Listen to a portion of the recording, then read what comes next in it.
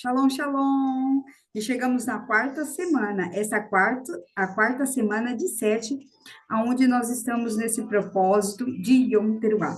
Nesses 50 dias, buscando nos aproximar do Senhor, buscando é, nos arrepender, fazer um balanço espiritual da nossa vida,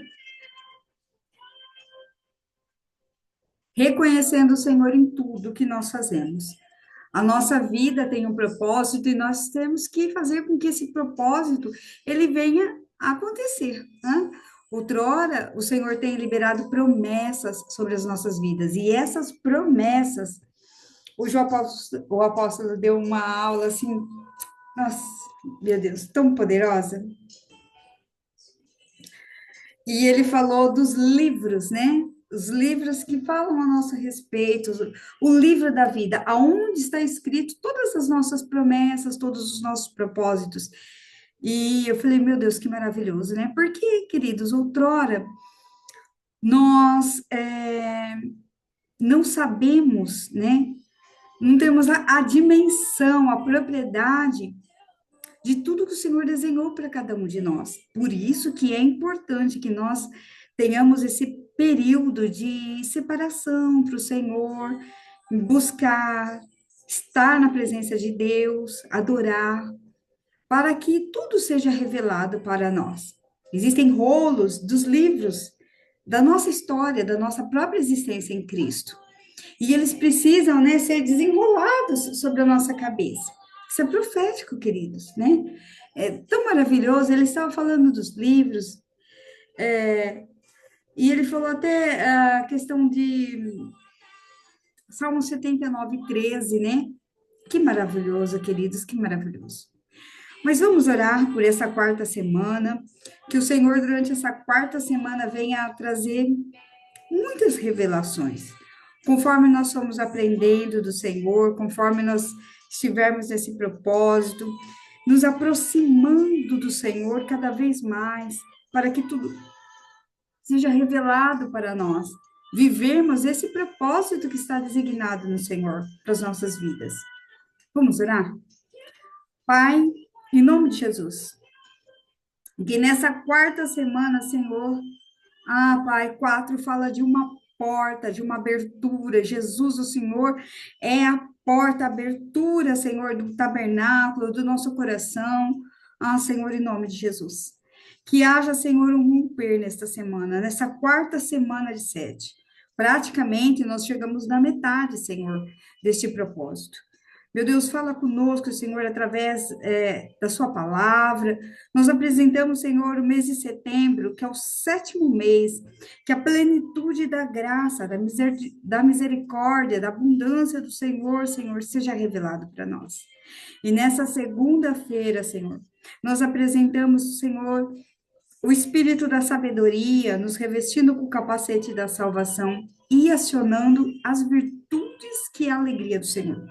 Por isso, toda tristeza, toda confusão, todo bloqueio na nossa mente, tudo aquilo que vem atrapalhar a nossa falta de concentração, nos livra de tomar decisões precipitadas. Senhor, nós queremos nos conectar ao senhorio de Cristo, ao seu amor, a sua missão para as nossas vidas aqui na terra.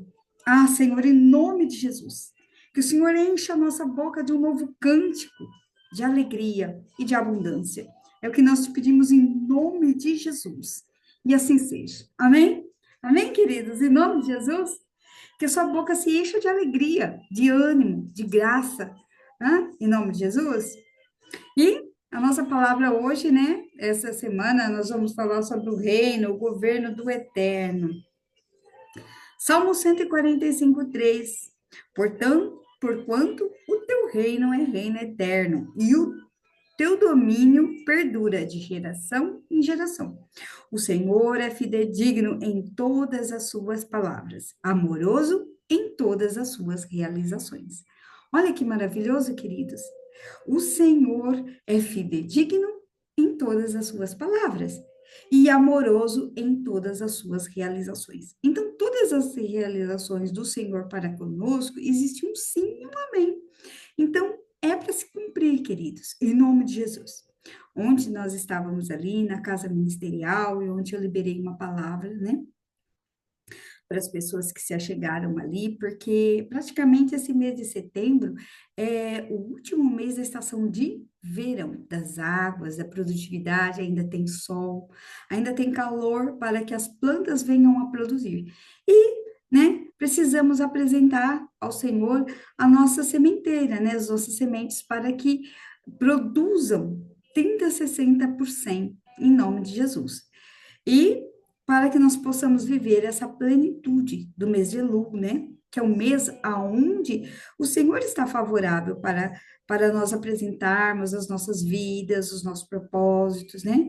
E falar tudo para o Senhor. Então, aproveite esse mês de setembro, porque esse mês é uma bênção, queridos. E nesse mês de setembro, dia 23, 22 na segunda ali, para 23, até 24, nós temos, né, Yom Teruah, né, Rosh Chodesh, cabeça do mês. Olha que maravilhoso, queridos. Que poderoso, né? É um momento espiritual muito bom. É nada mais do que mais um portal favorável dos céus para nós. Em nome de Jesus. E a nossa palavra hoje está em Mateus, capítulo 10. Abre a sua Bíblia. Eu acho tão bonito quando a AP fala assim. Abre a sua Bíblia, acho tão bonito. Mateus, capítulo 10. Hoje eu ganhei uma capa para minha Bíblia. Ela estava se soltando, né? E eu tô tão maravilhada porque era tão simples, né? Olha, é uma capa simples, mas nossa, aquela, sabe, ficava esfarelando, tá esfarelando na minha mão. Falei, meu Deus, agora não esfarela mais. Mateus capítulo 10. Bom, em Mateus capítulo 10, nós vamos falar sobre, essa semana, sobre reino, o governo do eterno. O Senhor, ele sempre quis governar o povo, né? Então, o Senhor, ele fez uma promessa a Abraão, que se estendeu a todos nós, como uma geração, muitos filhos de Abraão. Mas o povo acabou descendo ali para o Egito, né? Eles já estavam em Canaã, e eles desceram ali para o Egito, e o Senhor não tinha falado isso para eles descerem para o Egito. E numa época de crise de fome é que a gente vai reconhecer quem realmente nós somos. E se nós abrirmos mão das nossas promessas, da aliança com o Senhor, para se aliançar com os povos da terra. Então, este é um momento muito decisivo. Ou na falta, né? Na necessidade ou na fartura. Então, nesses dois momentos, nós somos provados no Senhor para ver onde está o nosso coração. E aí que o Senhor não tinha esse plano, e eles caíram ali no Egito, e por 430 anos se tornaram escravos, né? E o Senhor falou: olha, não tô contente, já basta, já deu, vou levantar um governador. E ali o Senhor tinha um plano para Moisés. Moisés levantou como um legislador, tipificando, nós vimos isso semana passada, tipificando a pessoa do Senhor Jesus como um resgatador, tirando aquele povo da escravidão e indo para uma terra prometida, né? A nossa Jerusalém espiritual. Todos os homens da Bíblia fizeram este papel. E nós olhamos para os homens como a figura de Moisés, a figura de Josué, a figura dos juízes, a figura do rei Davi. Queridos, todos eles estavam exemplificando o plano perfeito. E é por isso que nós precisamos nos achegar ao Senhor. Porque Jesus, ele é o plano perfeito. Né? E nós, como fundamentadores do Senhor, precisamos continuar testificando isso, queridos. Anima-te no teu coração. Mesmo que é um período de jejum, de oração, não é para você ficar, né? Aquela cara de maracujá. Não. Alegra-te, anima-te. O Senhor nos dá a oportunidade, mesmo que é para a gente se arrepender, mesmo que é para a gente voltar atrás. Lembra-te de onde caíste, né? Seu primeiro amor, olhos de fogo, chamas de fogo, né? Uma paixão pela igreja de Cristo, pela obra da cruz. E aí que o povo estava esperando que Jesus, quando ele veio, né, ali, os discípulos estavam esperando, ele vai ser um governador aqui nosso, da terra, agora nós, né, vamos ficar bem, vai redimir Israel. E Jesus falou assim, não, eu vim para fazer a vontade do meu Pai, para que ela se cumpra. Mas aí os discípulos ficaram pensando, mas ele vai ser um governador e nós vamos ficar todo mundo bem e Israel vai sair dessa confusão, desse rolo aí, né, que governadores, homens querendo posição. E todos os tempos, queridos, nós pensamos desta forma. Nós, como povo da terra, né, como adâmicos, parte de Adão, nós pensamos que os homens podem resolver, solucionar, né, o caos. E não tem como, porque é só Jesus mesmo, queridos. O caos, ele se faz por causa da confusão mesmo do povo, de homens com homens brigando por posição. Isso sempre vai existir. E nós pensamos, agora elegeu um novo governador, agora sim, nossa, agora. é, e, e isso não vai acontecer, porque todos os homens têm uma parte que ainda precisa ser vencida em Cristo Jesus. Não tem como, queridos, é a velha natureza, que todos os dias tem que ser sujeita à cruz, né? Então, mas os discípulos achavam assim, olha, Jesus, ele vai ser um governo, né? E isso a gente vê aonde? Mateus capítulo 10, 16. E aí o Jesus estava falando com eles, né, e falou assim, olha, eis que eu vos envio como ovelhas para o meio de lobos, sede, portanto, prudentes como a serpente, simples como as pombas, e acautelai-vos dos homens, porque vos entregarão aos tribunais e vos açoitarão em suas sinagogas. Por minha causa sereis levado à presença de governadores e de reis, para que lhe servir de testemunho a ele e aos gentios. E quando vos entregarem, não cuideis em como ou o que haveis de falar, porque naquela hora vos será concedido o que haver de dizer.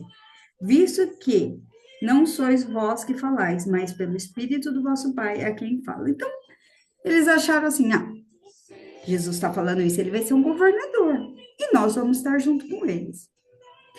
Porém, quando Jesus foi para a cruz e se entregou ali, houve um desânimo muito grande da parte dos discípulos. Tanto é que Pedro, quando viu tudo aquilo, ele falou: não quero morrer desse jeito. Porque só Jesus poderia suportar toda aquela dor, aquele sacrifício todo ali que ele se entregou.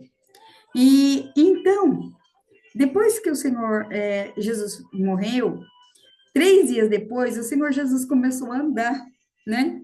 Por ali, por Jerusalém. Ontem foi essa palavra que eu liberei ali no ministério. Foi tão interessante, né, queridos? Essa palavra é maravilhosa. Lucas capítulo 24, a partir do verso 13. Os discípulos a caminho de Emaús.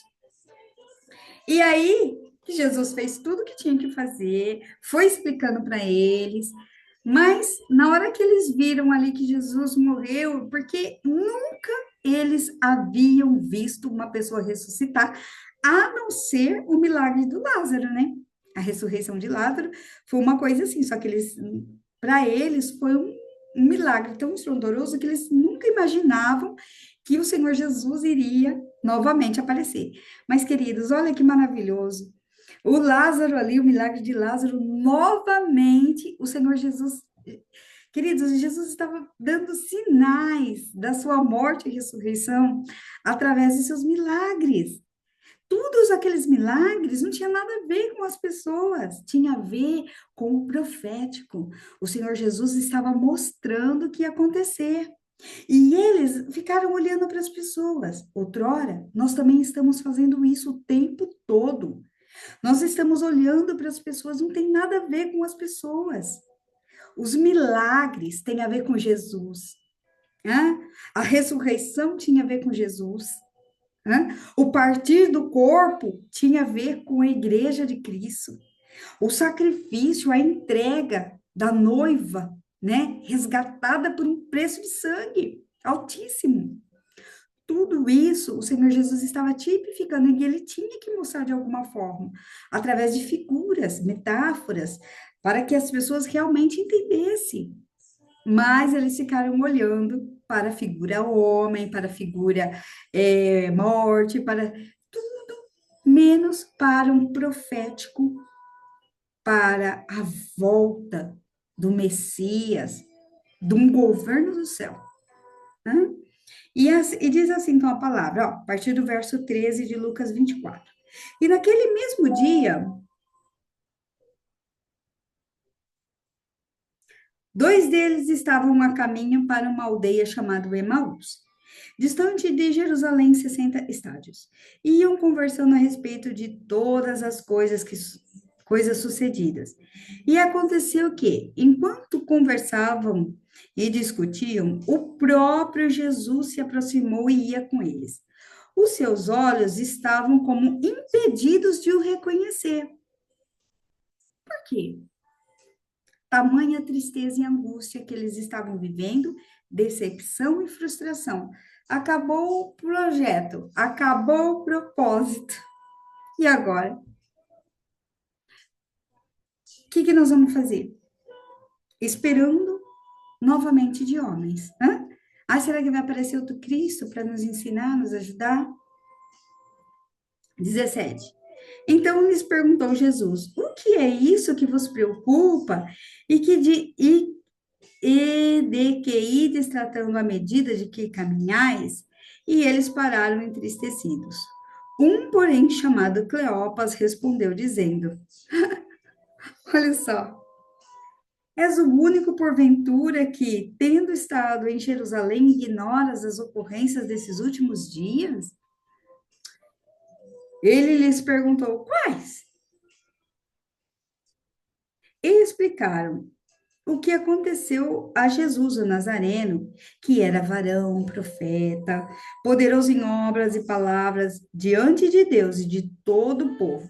E como os principais sacerdotes e as vossas autoridades o entregaram para ser condenado à morte e o crucificaram. Ora, esperávamos que fosse ele quem havia de redimir Israel, mas depois de tudo isso, e já é o terceiro dia desde que tais coisas sucederam. Eles viram, queridos, olha que maravilhoso. Eles viram a ressurreição de Lázaro, enterrado depois de 3 dias, e que Lázaro veio à vida, e eles não atentaram que ao terceiro dia Jesus poderia aparecer. Hã?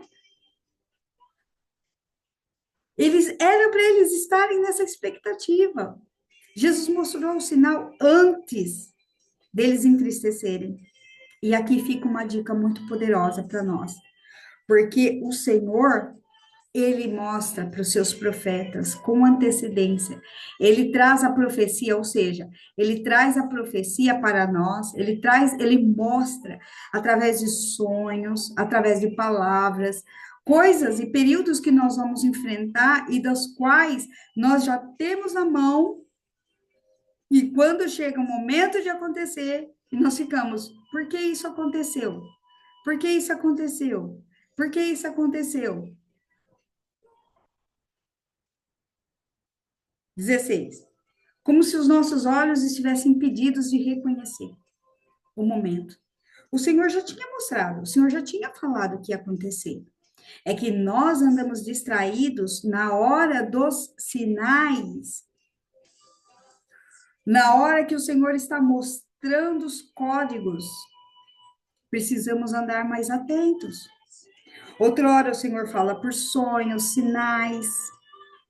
e nós não ouvimos. Eu não sei se é em Jó que, que a palavra, eu não lembro o capítulo que fala. O Senhor falou uma, duas, três vezes, e as pessoas não ouvem. Então, o Senhor está mostrando. Nada do que acontece conosco, o Senhor já não mostrou antes. Por que não víamos? Porque estávamos preocupados com qualquer outra coisa, mas não perceber com o momento e o movimento. Agora, queridos, nada será evitativo na nossa vida.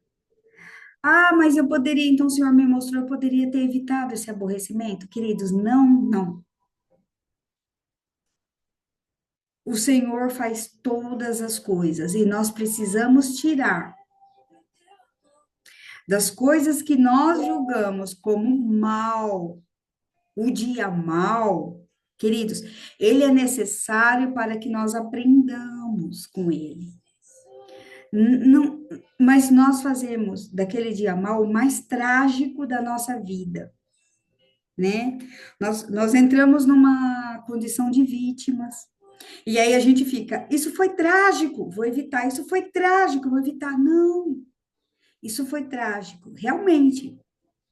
Porque mesmo que o Senhor nos mostrou, mesmo que o Senhor deu sinais, e nós passamos por aquilo, porque iria ser inevitável passar, não tinha como evitar. O Senhor só quer ver o nosso enfrentamento, não a nossa vitimatização e nem o dia mal, porque o Senhor não vai fazer assim, ah, eu vou castigar, tá vendo? Não me ouviu, agora vai passar por isso. Não. Tudo que o Senhor faz, queridas, é amadurecimento para as nossas vidas. Nós precisamos amadurecer.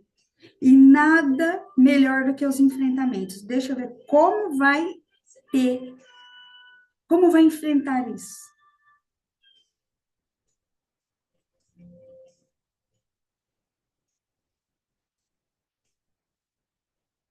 Como que vai ser o enfrentamento diante de uma coisa que parece trágica? Será que o nosso emocional está sendo trabalhado no domínio próprio todos os dias para o dia mal? Não, não está. Sim, está sim. Então, como que nós vamos reagir? Ora, esperássemos que fosse ele quem haveria de redimir Israel, mas depois de tudo o que aconteceu no terceiro dia, tais coisas sucederam. É verdade também que algumas mulheres das que estavam conosco nos surpreenderam tendo ido de madrugada no túmulo e, não achando o corpo de Jesus, voltaram dizendo ter tido uma visão dos anjos, os quais afirmaram que ele vive. De fato, alguns dos nossos foram para o sepulcro e verificaram a exatidão do que disseram as mulheres, mas não o viram. Então lhes disse Jesus, nécios e tardos de coração.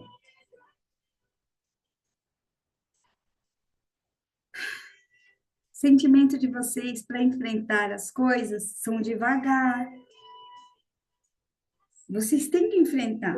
Eu quero trabalhar em vocês. Não há decepção que não é para ser trabalhada. O meu emocional. Tá? Porque o Senhor quer provar o que está no nosso coração. Deuteronômio 7. Eu te humilhei, deixei você passar fome para ver o que estava no seu coração. Então, tudo isso é para nos treinar, para ver o que está dentro do nosso coração. Será que ainda tem alguma coisinha ruim dentro do nosso coração para ser trabalhado? Então, o Senhor ainda quer trabalhar dessa forma. Então, lhes disse Jesus, né? Nécios, né? Tardos de coração, para crer tudo o que os profetas disseram, porventura não convinha que o Cristo padecesse e entrasse na sua glória? Então, estava afirmando de novo, né? E começando por Moisés, discorrendo por todos os profetas, expunham o que a respeito constava em todas as escrituras, e quando aproximaram-se da aldeia para onde iam, fez ele menção de passar diante.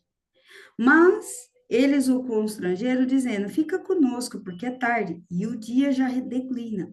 E entrou para ficar com eles. E aconteceu que, quando estavam à mesa tomando, ele o pão abençoou e, tendo partido, lhes deu. Então abriram-lhe-se os olhos e reconheceram, mas ele desapareceu da presença deles. 32. E disseram um ao outro: Porventura não nos ardia o coração quando ele, pelo caminho, nos falava, quando nos expunha as escrituras? Como que nós não podemos reconhecer? Como que nós não reconhecemos? Então, o que nesse início de semana o Senhor deixa para nós como um ensino, um aprendizado, que da saída do êxodo, queridos, Moisés ele era um modelo de governo, né? Deus sempre quis ser um rei sobre o povo, sobre Israel, né? Mas o povo ele preferia que um homem falasse por intermédio deles. E aí, né? O Senhor falou: olha que interessante, eles precisam sempre ter um intermediário entre eu e eles. Então, o Senhor fez um teste primeiro usando homens. Então, colocou Moisés. Em Êxodo 20, 19, os homens pediram: Olha, fale tu conosco, Moisés, e ouviremos, e não fale Deus conosco, porque certamente morreremos. Então, o Senhor viu que eles tinham uma necessidade de um homem intermediário. Uau! Mais uma vez, tipificando Jesus, o nosso mediador. O mediador entre os homens e Deus, Jesus, o nosso advogado, o nosso legislador. Um governo, uma ordem, né? Em nossas emoções. Uma ordem, um alinhamento sobre o nosso corpo, alma e espírito para com o céu. Então, Deuteronômio 6, o Senhor vem falando um pouquinho mais sobre lei, através da ordem, né, que vem pela obediência. Então, Moisés morreu, o legislador escolhido, né, morreu, foi escolhido por Deus. E aí entra novamente o livro de Josué. Na sequência, nós vamos vindo, ok? De Josué, né, vem a característica do sucessor, né, um valente, corajoso, né, um guerreiro. E Josué faz todo aquele papel novamente, né? Jesus aparece ali para ele, né? Que ele falou assim: é tu um dos nossos ou um dos inimigos? Ele falou: não, tira a sandália dos pés aí. Ai, meu Deus do céu. Olha, né? Eu não sou nem dos inimigos, né? Mas mostrando o papel de Jesus ali novamente. E Josué novamente é abordado pela figura de Senhor Jesus. Depois, Josué veio a falecer e entrou a questão dos filhos de Israel consultarem o Senhor. Então, já não tinha mais intercessor, vamos consultar o Senhor. Queridos, já percebeu que nós fazemos isso com o Senhor o tempo todo? Ai, ai. Quando nós temos um mediador, nós paramos nele. Mas quando esse mediador é retirado por algum motivo ou por algum tempo, nós corremos a consultar o Senhor. Então, os filhos de Israel em Juízes foram consultar o Senhor. E aí o Senhor falou: olha, Judá subirá. Bom? E aí nós vemos o livro de Juízes ali, que é um livro de tão interessante, que tem um histórico de infidelidade ali. O Senhor falou: olha, não faz isso, e eles vão e caem, e aí perseguição do inimigo. Levanta o juiz, ele põe em ordem de novo, né? É interessante. E aí a gente vê opressão do inimigo, sucessão de juízes, novamente uma legislação para vigorar. Bom, Terminou o livro de Juízes, começa o livro de Ruth. Olha que interessante. Um livro de uma história de Ruth, no meio de uma sucessão de homens, de líderes, e depois vai começar Samuel de novo. E é interessante aquele livro de Ruth ali por meio, porque o livro de Ruth, ele vem tipificando o quê? Ah, é uma história de uma mulher que seguiu a sua sogra num tempo de seca, de fome, foi para uma terra, saiu da casa do pão, hã? E vai em busca de uma terra lá, for parar lá naquela terra dos abençoada lá dos, né? E aí o que que aconteceu? Perdeu o marido, perdeu os filhos e novamente voltam para Belém.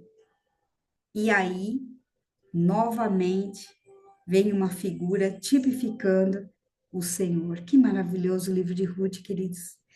O livro de Ruth, ele vem com uma característica de aliança e redenção. Então, Noemi volta para a terra e volta para o Deus de Israel. E Ruth fala: Eu vou com você. Não, minha filha, eu não tenho mais filho, volte para sua terra. Não. O seu Deus será meu Deus. Né? E tudo que você fizer, eu farei também. E aí a gente vê novamente uma história de lealdade, fidelidade. Que maravilhoso, queridos. E é no tempo não da desgraça, né, mas da situação mais adversa que nós vemos o que é, né? Novamente, uma configuração de lealdade. E aí a gente vê ali, né, o papel de Boaz como resgatador, remissor. Que maravilhoso, queridos, que maravilhoso. E aí a gente vê o papel de Boaz tirando da humilhação, da vergonha, da assolação, da desonra, trazendo provisão, trazendo sustento, pagando um preço, porque tinha outro para remir, Ruth. E ele falou: Olha, se ele não te resgatar, eu resgato. E ela fez aquele papel maravilhoso, dormiu aos pés dele ali. E de manhã ele foi lá, conversou com outro que tinha o direito legal. E ele falou: Não, eu abro mão, pode ficar. E ele pegou, né? E nós vemos toda aquela história maravilhosa que de Ruth, né, veio aquela descendência maravilhosa, né, que é o rei Davi veio dali, né, que ela se tornou, acho que é bisavó, né, uma coisa assim. E aí nós entramos no livro de Samuel. Aí começa de novo a questão de governo. Hã? Então, entre uma história de infidelidade, né, dos livros ali de Juízes, de Josué, uma desobediência toda e tal, tal, tal. Nós vemos no meio dessa história, para entrar numa área de governo novamente, nós vemos uma história de aliança e remissão. Papel do Senhor Jesus. Outrora, queridos, nós que estamos nesse processo de Yom Kippur, momento em que divide transição, esse mês aqui é um mês meses de transição, ó. Diz, diz, ai meu Deus, a palavra, irregularidades disfuncionais, aliança, remissão com o Senhor, para começar uma nova etapa. Transição. E aí a gente vê Samuel. Como começa o livro de Samuel, queridos? Que maravilhoso. Livro de Samuel, né? Nós sabemos que existia ali as duas mulheres, Ana. Ana não tinha filhos, mas a serva dela, Penina, lá tinha os filhos. Humilhava ela, tudo. Bom, enquanto a mãe estava orando por um filho, esse filho não vinha, porque era algo pessoal para ela. Mas a partir do momento que Ana orou com um propósito, então aí Deus respondeu. Vamos ver a palavra?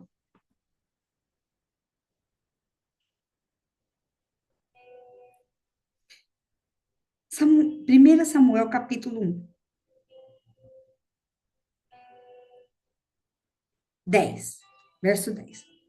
Levantou-se Ana e, com amargura de alma, orou ao Senhor e chorou abundantemente. E fez um voto, dizendo: olha o poder de um voto. Propósito. Senhor dos exércitos, se benignamente atentares para a aflição da tua serva, de mim te lembrares e da tua serva não te esqueceres, eles derem um filho, varão, ao Senhor, o darei por todos os dias da sua vida. E sobre a sua cabeça não passará navalha, ou seja, vai ser consagrado, separado para o Senhor. E demorando-se ela no orar perante o Senhor, passou Eli a observar o movimento dos seus lábios. Porquanto Ana só no coração falava, seus lábios se moviam, porém não se ouvia voz nenhuma. E Eli teve por embriagado. Ele disse: até quando estarás embriagada? Aparta-te de ti o vinho. Porém, Ana respondeu: não, Senhor meu. Eu sou mulher atribulada de espírito, não bebi nem vinho, nem bebida forte, porém venha derramando a minha alma perante o Senhor. Não tenhas, pois, a tua serva por filha de Belial, porque pelo excesso da minha ansiedade e da minha aflição é que eu tenho falado até agora. Então, queridos, olha só, ela expôs diante do Senhor o que precisava, e ela disse: venham derramando a minha alma perante o Senhor. Esses são os dias. E nós não precisamos esperar chegar dia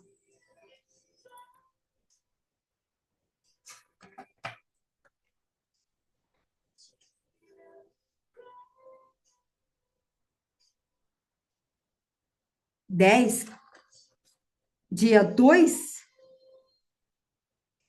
de outubro, que é Yom Kippur, para poder começar a chorar lá, fazer o jejum de 24 horas, falando: Senhor, é com aflição de alma. Nós podemos ir colocando o Senhor, né? Observar o movimento e ir falando: Senhor, Senhor, sou mulher atribulada de espírito, não bebo vinho, nem bebida forte, porém tenho derramado minha alma perante o Senhor. Não me tenhas por filha de Belial, porque por excesso da minha ansiedade e da minha aflição é que eu tenho falado agora. Então lhe respondeu Eli: vai-te em paz, e o Deus de Israel te conceda a petição que fizeste. Uau, que poderoso, né, queridos? A palavra do Senhor é maravilhosa, é poderosa, e o propósito foi atendido. Então, será que nós não estamos, queridos, fazendo a oração errada, em vez de orar por algo que nos pertence? Ah, eu quero algo que é meu, é meu, é meu, é meu. Faça uma oração por um propósito. Senhor, isso será para o teu reino e a tua justiça? Eis-me aqui. Se o Senhor tão somente me dá, eu devolverei para ti. Hã? Por todos os dias da minha vida, e sobre a sua cabeça não passará navalha. Hã? Um voto de Nazireu. Consagração. Separação. Então, o propósito foi atendido. E Samuel era o período de transição entre um regime teocrático, onde Deus governava, de juízes, para a monarquia, que aí nós vamos ver a questão dos reis, dos governos que o Senhor estabeleceu.